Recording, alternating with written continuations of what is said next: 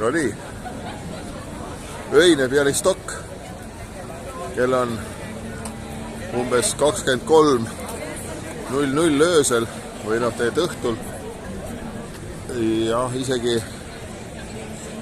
isegi täpselt 23. Ja nii palju on siin inimesi.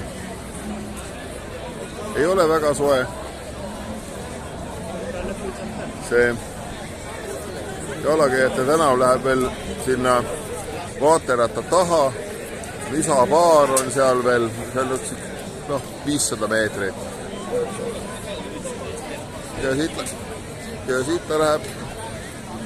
Möll käib, tsiklimehed on tulnud kokku ja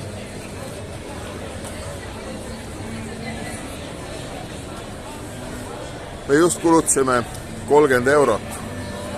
Sõime, jõime õlut, võtsime puskarit, Poola oma, seal on veel Risti tänav. Tegime kõike, mis mõttes oli ja raha ei kulunud peaaegu, et Eikson läheb vaatab, mis siin ja on. Võt selline on siis ööelu Bialystokis. Laupäev õhtu, õues on mingisugune, ma ei tea, 16-17 kraadi. Naudime. Aitüma!